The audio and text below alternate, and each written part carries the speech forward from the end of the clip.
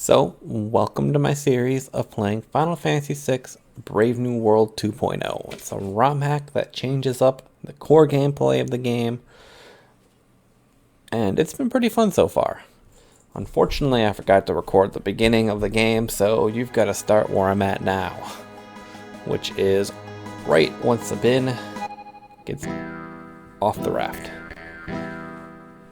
So anyways, I couldn't decide when I started this if I wanted to record it with no voice, record it with voice while playing, or record it and do a retrospective voiceover afterwards. So for now you're getting a retrospective, but I think going forward, I'm about halfway through the game, so there's a bunch of videos with retrospective in it.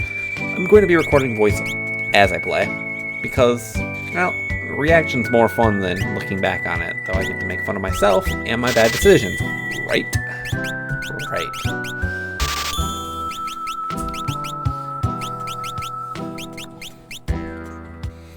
One thing I have learned quickly in the early game of this ROM hack is that Sabin is extremely powerful. It's kind of stupid how strong he is. He kind of counter-tanks and physically attacks everything with a crap ton of damage, and has way more HP than the rest of the cast starting out. I'm guessing as the Espers start getting involved, he will start leveling out, but right now, where I'm at in the game, and here, it's crazy. There's going to be a lot of silent moments as well, because I honestly don't know what to say while story is going on. Right now, I've got a bunch of story.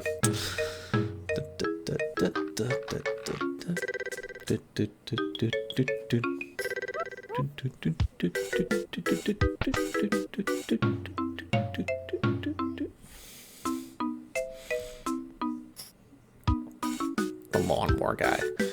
Another thing about this hack is that he rewrote the script himself to combine the original script, the PS1 translation, and fan translations to try to make it overall more accurate to the original storytelling, while also leaving some fun little tidbits in it, like you will see later in this very episode, one of my favorite lines so far. I do a lot of exploring. If I need to cut out more exploring to cut these videos down shorter, I probably will. Right now they're going to be probably about 30 minutes long videos. That's my goal, is to make each video around 30 minutes and have a clear cut beginning and end, but that's not always going to happen because we know life doesn't work that way. I hadn't got to use Shadow up yet until this point, so learning how good Shadow's throw is, it's kind of interesting. He gets to throw shurikens at it's an AoE in the ROM hack, which gives him far more versatility than he did in the original game. Starting off early though, there's not a whole lot to actually throw, which is the problem. Another interesting thing about this ROM hack is you'll notice that Sabin and Shadow are both dual-wielding right away without the Genji gloves. The creator got rid of the Genji gloves and decided to give the weapons each unique little aspects to them. Daggers have innate dual-wielding as long as you're equipped with one of them, and so do claws. That gives Shadow and Locke an advantage of being able to dual wield early. That gives Sabin an advantage for his DPS, because Sabin is ridiculous early game. He changed up his blitz abilities a little bit and how they work. They gave stamina a working stat. Pummel set sap early game, which is really good, and a lot of the game is balanced around the fact that Sabin has sap because it does a crap ton of damage. They also edited Shadow's evasion so that when he evades with intercept, when he evades, he's more likely to evade with intercept, which leaves more intercept counters. They also made it so that the stamina stat is tied to covering when you have the Night Cape on, and countering when you have the Black Belt on. So stamina becomes a stat that's worth using.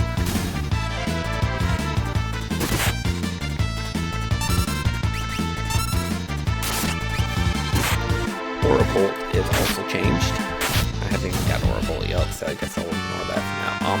Suplex sets stop, and suplex can be used on more creatures now, so it's less likely to fail.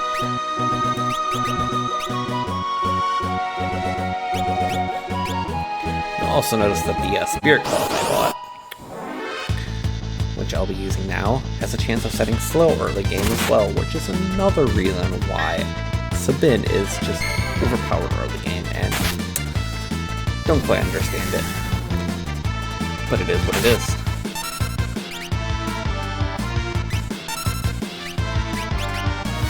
Here's a show off of the Shuriken being AoE now, so Sabin can do stuff outside of his scrolls that you get much later. Shadow Cannon. And there are a lot of item usage. Tents have been taken out of the game, and so have sleeping bags, so you can't just heal before you enter anywhere. Just pop a tent, done, healed, over with. You actually have to heal yourself. Lots of dried meats. Potions are also harder to find in-game.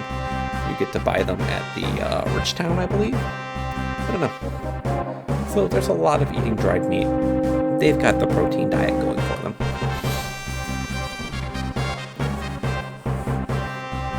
Alright. Oh shit, he comes back. Get back to your post. Hey you be keeping a lookout? Just bring me my petty small talk.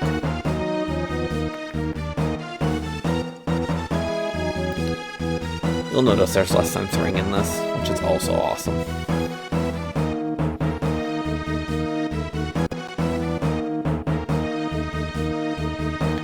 Just call me Soldier A. See, script changes like that are kind of fun. They're not too immersion breaking. They're enjoyable. Now we enter Doma. I played through vanilla Final Fantasy VI a couple times, not too often, so I remember most of the game and how it progresses, which is an advantage, and the ROMHACK is kind of built around that idea.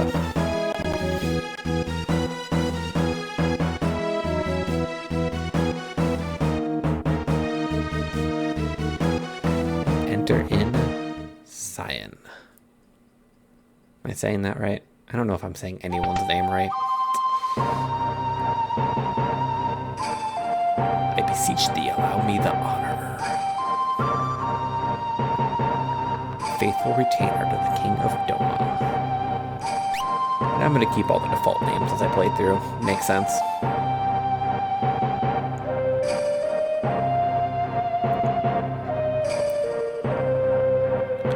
This section of the game is honestly what I consider a slow section.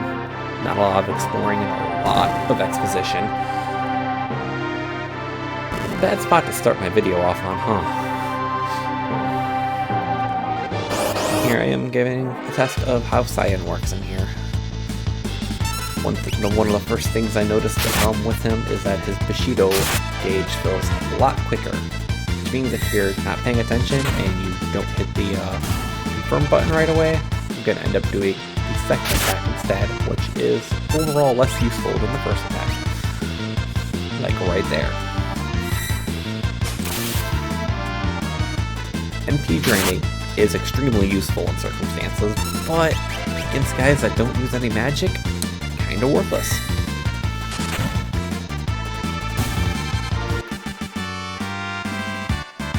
So then I realized, oh hey, I should probably check how Cyan's stuff works. Let's give him some meat, because everyone needs to eat their meat.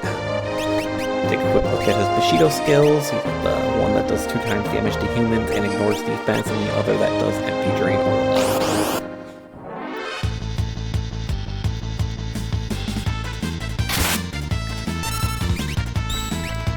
There I go, messing up again and doing mind blown instead of dispatch, which happens far too often.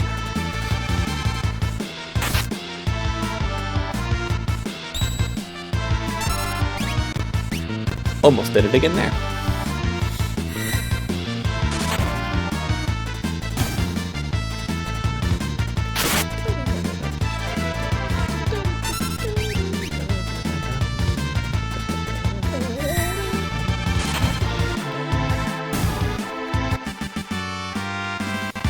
while editing these videos, I did try to cut out as much walking time as possible, because that's where a good chunk of boring time is, while trying to keep, you know, little things that I do visible, like checking equipment.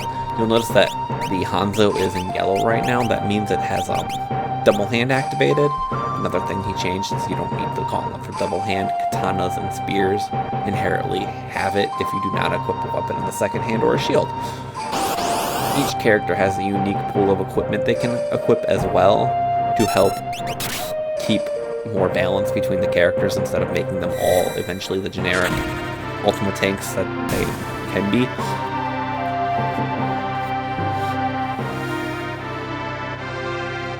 Retreat!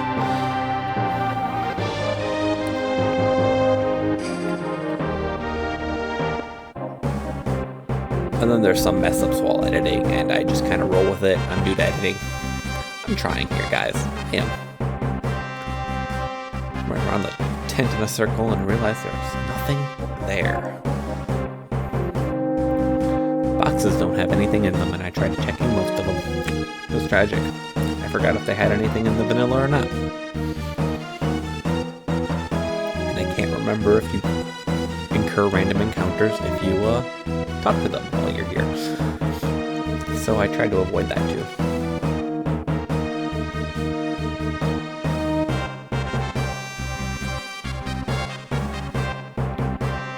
And there's Sabin, you know, breaking everything open like a good boy.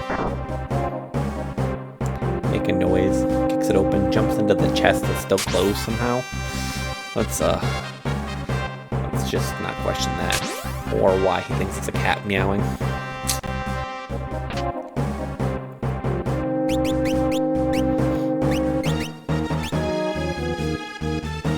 More HP, exactly what Sabin needs. Though I did learn later that the HP percents do not stack from different items.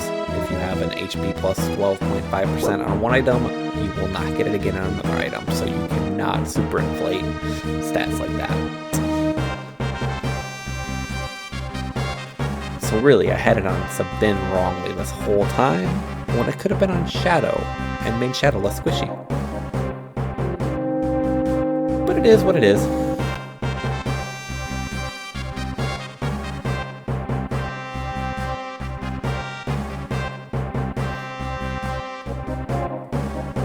Gaston, Emperor Gaston.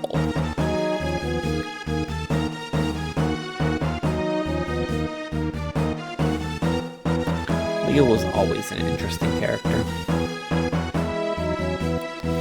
Humanizing the Empire that is otherwise completely devoid of any humanization and complete assholes.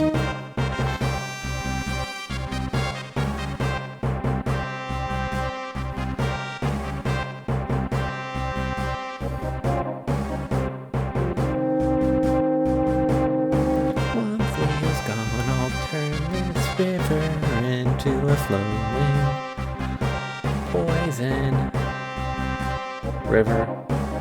I think I got the lyrics wrong. I'm Kefka. Why would I do anything dirty?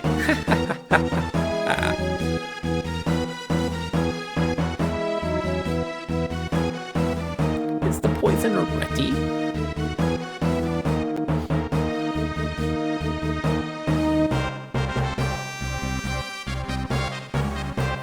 What use are fools who allow themselves to be captured? If that ain't the ultimate asshole statement, I don't know what is.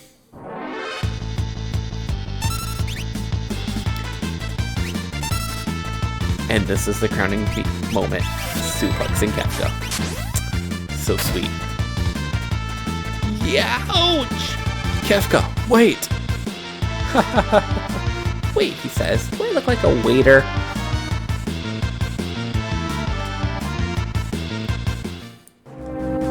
Wait! Wait!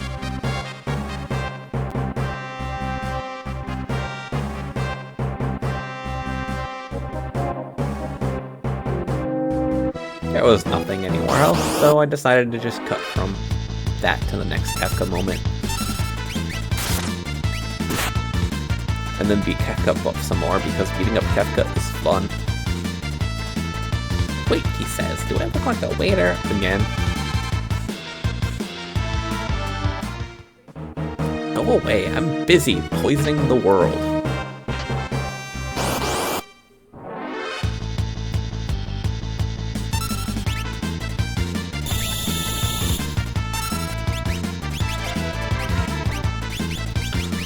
So another interesting thing is the changes they made to blind. You'll notice here that Shuriken misses because Shadow is blind.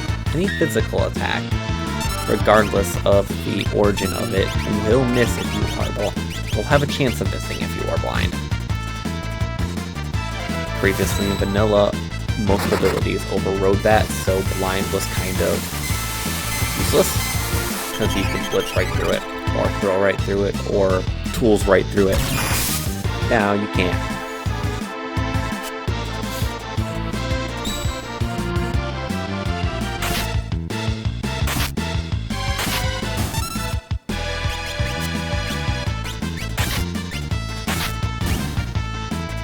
Counter-taking at its finest.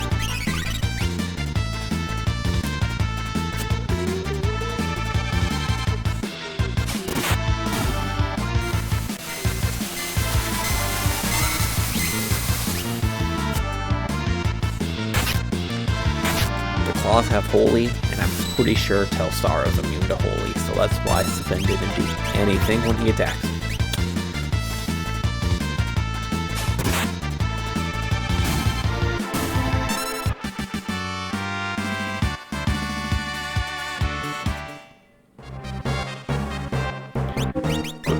Menus, I messed around with the menus for a bit here and cut to what I decided to end up doing with my character's equipment. So then I didn't change anything. I liked what he had on. I had put the power gloves on and removed them and put them back on again, and then I removed them again before I finally exited the menu.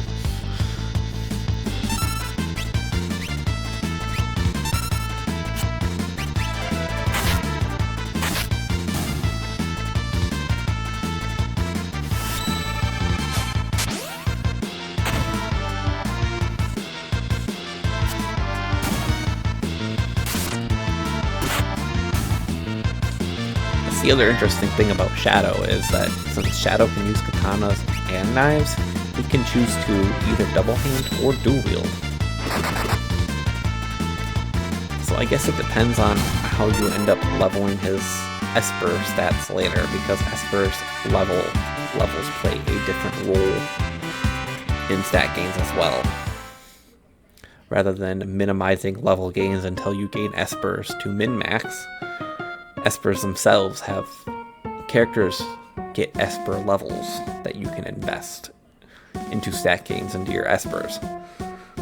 So you can actually more customize your characters without being able to make them complete jack of all trades gods, I guess is the best way to put it.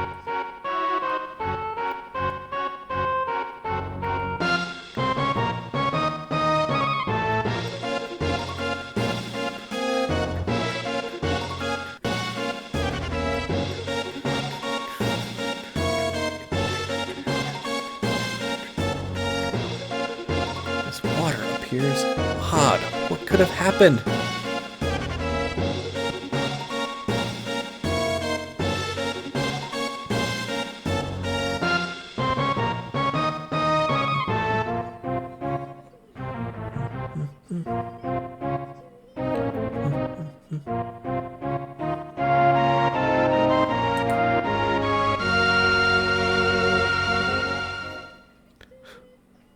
Poison. What kind of evil? Oh no! We gotta protect everyone! Run! I've got to explore Doma because I'm special. To the king! No! The king! Your Majesty! I don't think Sion had that voice. He had more like a, Your Majesty!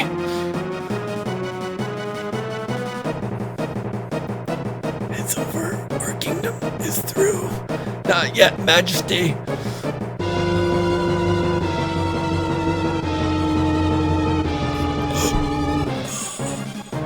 I'm dead.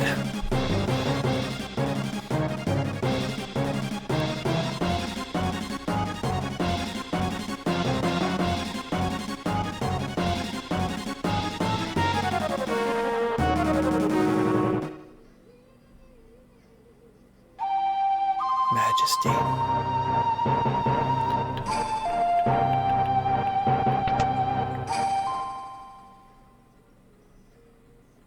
Scarlet! Scarlet, wake up! This cannot be happening. Hunter! My son, you cannot both leave me.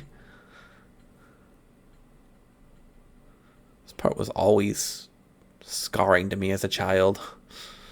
Like, they killed a child. We cannot forgive this. The Empire must pay.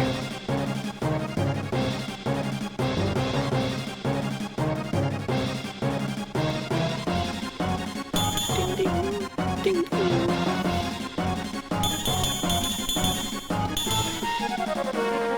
I know thee not, but I welcome thine aid. Because sometimes he has to speak normal English, and sometimes he has to speak Old English. Yes, that's the word I'm looking for.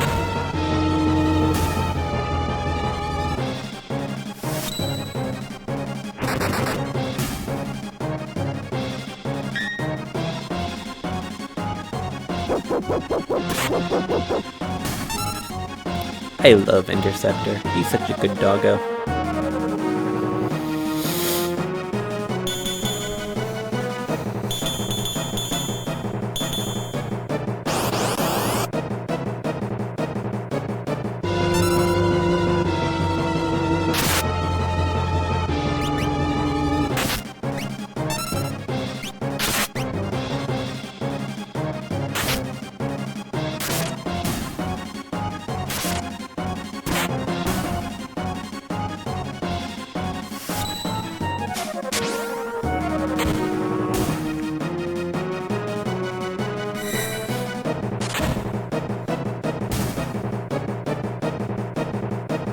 I also love the music for this game.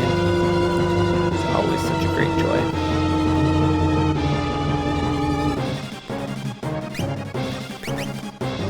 Eat your meat. How can you have any pudding if you don't eat your meat?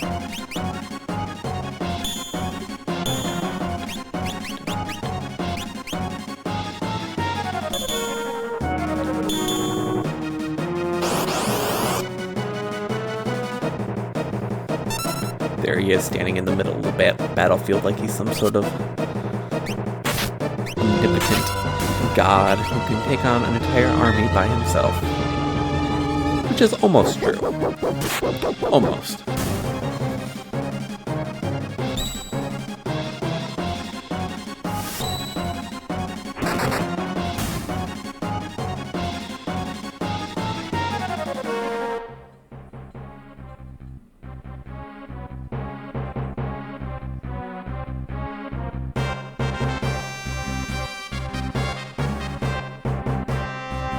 No, this is a good time to introduce each other to each other in the middle of a garrison of enemy soldiers. What could possibly go wrong?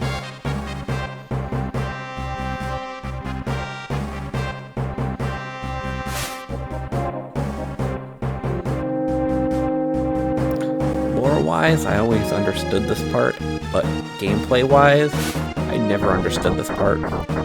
Because tech armor is very basic to use and isn't all that strong.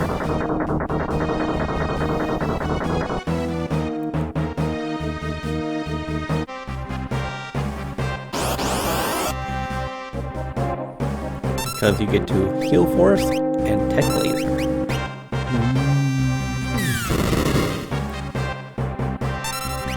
See, I could use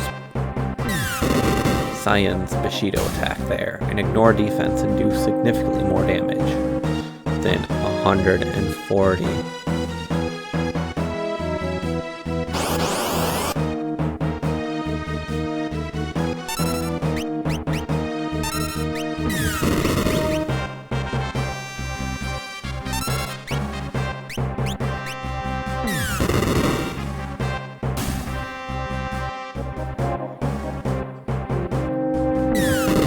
I think in vanilla you had access to more skills during this part on the tech armor, but it didn't matter much because you still only won against a couple other tech armors. It was a very short-lived section.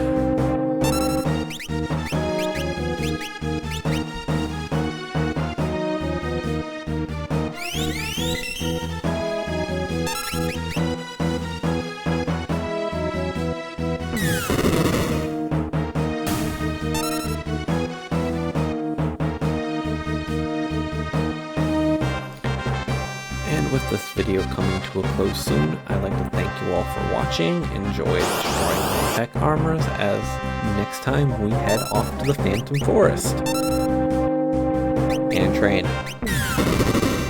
It's gonna be grand old time. I hope you guys enjoyed, and I hope you guys enjoyed this first part, even though it should be like the third part because I didn't record sooner. But you know, accidents happen. But anyways, I hope you guys enjoy. Subscribe if you guys want to keep watching as I upload them all, because I do plan on eventually putting the entire playthrough, that's the word I'm looking for, up on the channel. So thank you very much, and have a good day.